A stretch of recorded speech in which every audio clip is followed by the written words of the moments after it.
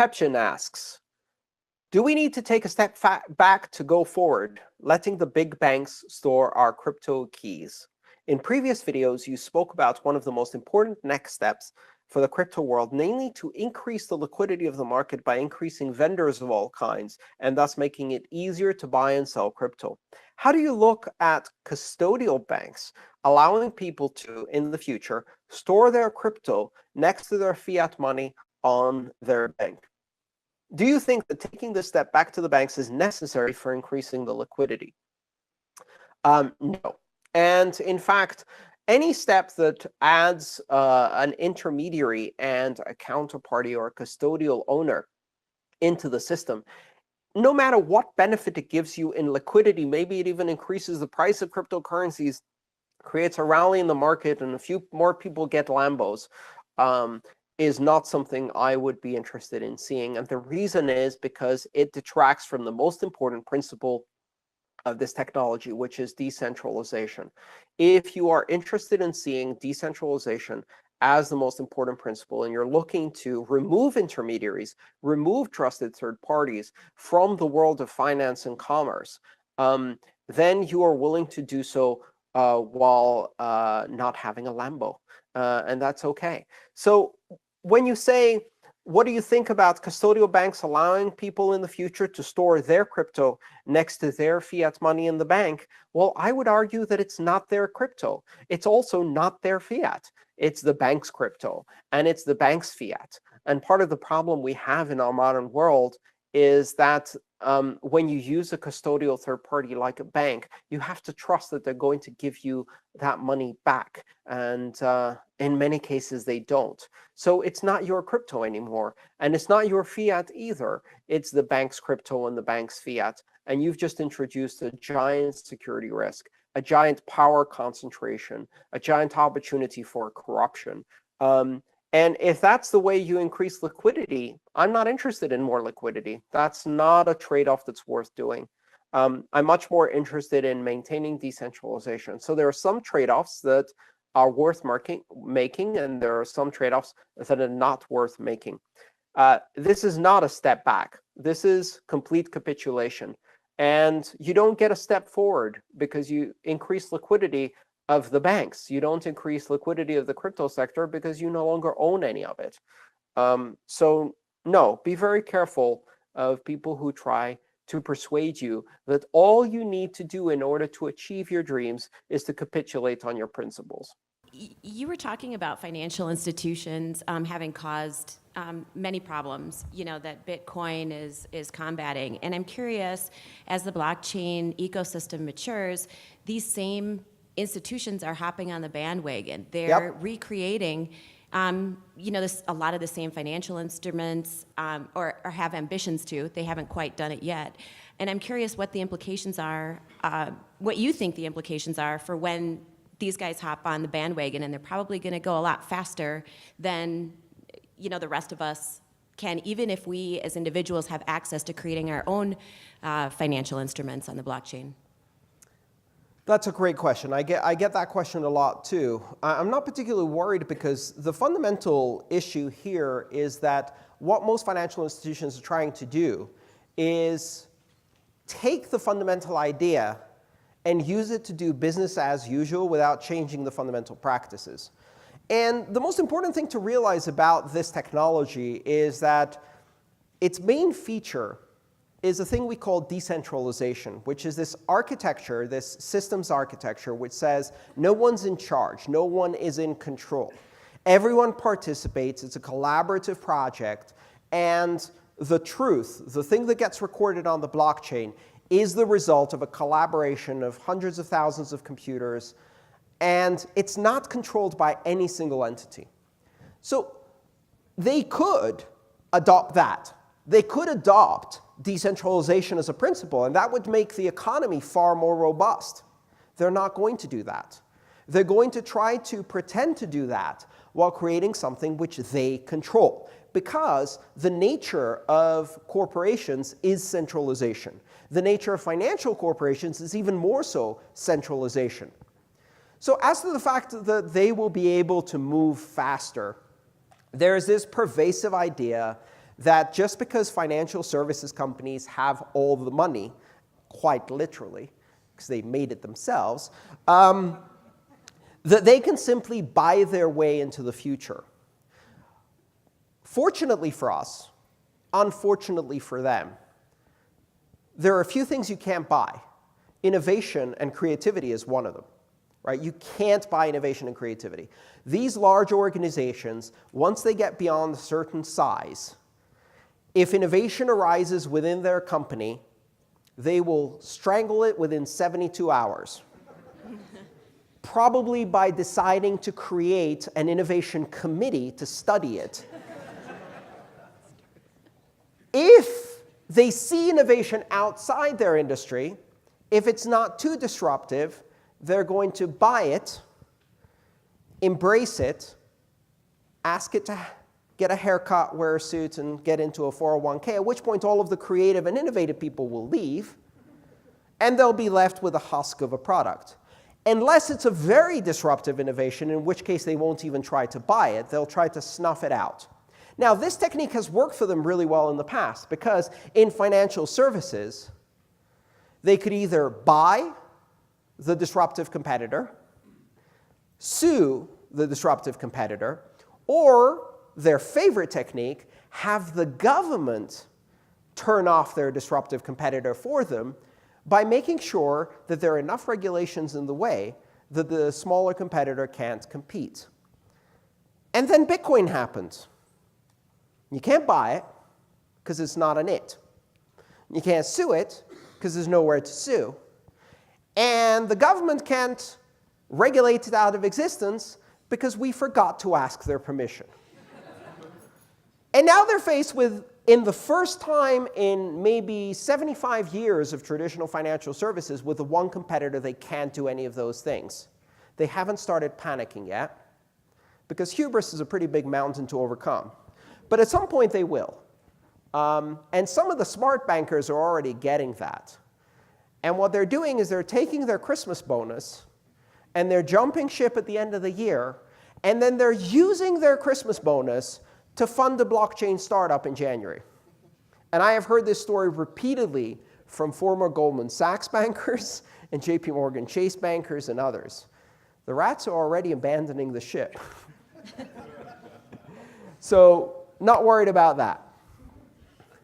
Questions about blockchains for other industries.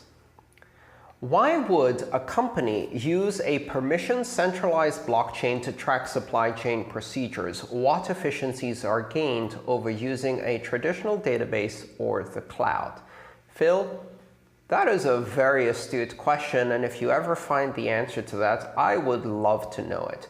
Other than the fact that it allows you to stick every possible new buzzword into your marketing brochure, perhaps raise a whole ton of money in a underground ICO from a non-extradition tax haven country and bamboozle a ton of investors, I'm not quite sure what the point of these centralized permission supply chain blockchains is. In fact, the very word centralized blockchain is an oxymoron. And permissioned blockchains are almost equally an oxymoron. Blockchains are structures that are useful in creating decentralization and open access. Making them centralized and permissioned completely removes the need for running a blockchain, and in that case, it is simply a very, very inefficient database. You can imagine certain scenarios where a blockchain type system could be useful for supply chain, primarily for organizing supply chain interaction between partners who do not trust each other and who want a neutral, censorship-resistant, decentralized platform that serves their needs in a deterministic, predictable manner where no one is in control. That's what blockchains do. And for that purpose, you can imagine a supply chain blockchain would be very useful. However, that implies that you're using the supply chain across multiple participants in an industry. And the problem is they all have to agree to do that rather than try to jockey for position and massage the standards until they get relative advantage, as always happens when these things are designed by committee, which is exactly why successive efforts at standardizing IT infrastructure and systems in industry committees fail and fail again and again and again. And it's exactly why things like the internet, things like the web that have emerged from neutral, research-oriented, scientific, open source endeavors have succeeded again and again and again. So let them try. Let them try to create a supply chain. In fact, what we're going to see is every company tries to make their own. None of them are interoperable. All of them give too much power to the company that owns it. Therefore, none of the competitors will want to use it. Therefore, it's just an inefficient database. Millions and millions of dollars will be wasted on this bullshit. Phil has some more astute questions for us, all of which reveal some very interesting gaps in this idea of using blockchains for other industries. Would someone who uploads a hash of a music file on the blockchain prove that she is the first creator? Yeah, exactly. That is precisely the problem with trying to use blockchains to do digital rights management and provenance and all of the other stuff, which is that garbage in gives you garbage out. If you have a blockchain that guarantees that information is recorded accurately forever, that doesn't mean that information is true. It's only true if you can validate it with consensus rules that remove centralized power. But if anybody can simply put a hash up, that doesn't prove anything. You can't prove identity, you can't prove provenance, and you cannot prove ownership. And if you have a third party proving identity, provenance, or ownership, then it's not a decentralized blockchain. It's simply a database for registering the decisions of a committee, registry, agency, etc. Again, an inefficient database. Furthermore, using hashes to identify unique pieces of content like music or video has been proven again and again and again to be completely pointless, because all you need to do is change one bit and the hash won't match anymore. So you can't verify that a piece of content is the same. So all of this, really, I think I just demolished the ICO pitch and white paper of at least 20 different startups that are playing around with this concept. But the truth is that there really isn't much of a use case for provenance of music and other things like that simply by doing proof of existence.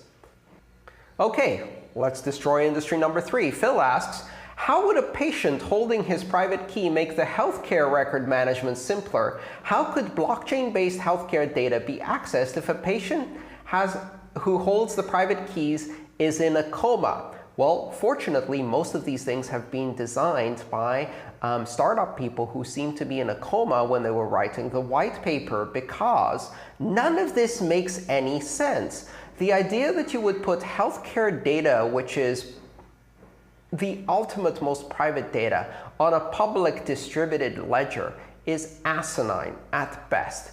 Healthcare is probably one of the most narrow applications for blockchain technology, despite the fact that millions are being raised by companies at the moment to do healthcare records management. Ask yourself this: which problem in healthcare records management do you solve by a global, neutral, censorship-resistant, decentralized system? Because that's what a blockchain is. Is someone trying to do censorship on records management? Is someone trying to introduce non-neutral data in healthcare records management? Is someone trying to artificially raise borders in healthcare records management? Is it a problem that the healthcare records management participants do not trust each other and cannot vest power in anyone? None of these things are really solved by a blockchain, because the problems in healthcare records management are not problems that relate to blockchains. So again, be very skeptical about industry applications of blockchain. Stephen asks, could a blockchain be implemented to distribute credits to the elderly who could use up the collected credits to pay their rent or social activities. For example, supposing the credits are validated by certain authorities, priests, city social service, clerks, etc. Can you see a blockchain platform be created for that application, or could an existing one be used to timestamp and validate the credits? Can a system be created where buying and selling of these credits is prohibited? Stephen, I'm sorry to say that while what you're saying is an admirable idea, and clearly I can see where you're coming from, what you're describing is money. And yes, you can create tokenized forms of money.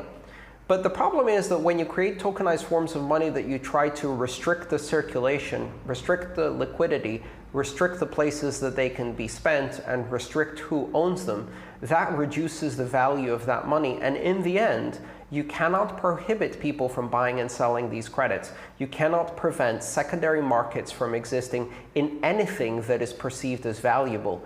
If something is valuable, it is traded. That is just the law of economics. That is the natural rules of economics. So you can't prohibit people from trading these tokens. They will trade them. They'll trade them on secondary markets. They'll trade them even if it's illegal to trade them.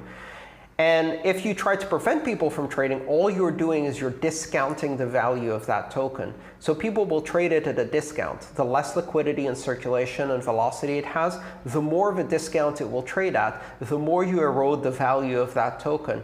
So effectively, what you've created is simply bad money. And that bad money, people will try to get rid of and try to replace it with good money.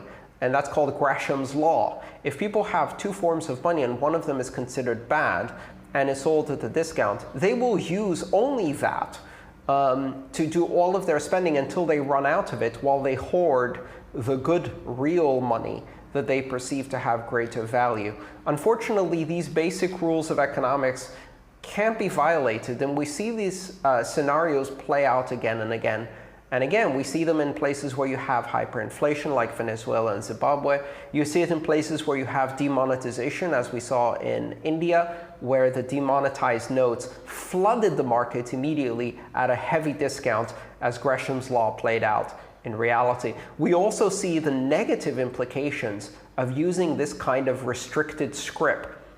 These were very, very popular in company towns in the Old West.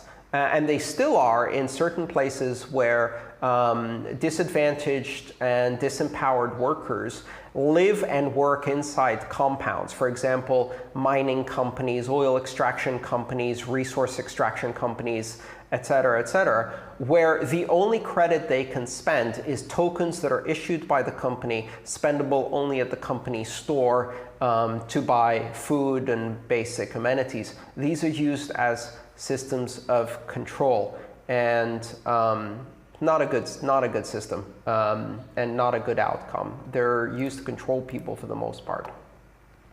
So while I appreciate your approach to do this in order to help people, unfortunately, the laws of economics will work against you, and in the end, it just becomes a poor substitute for money.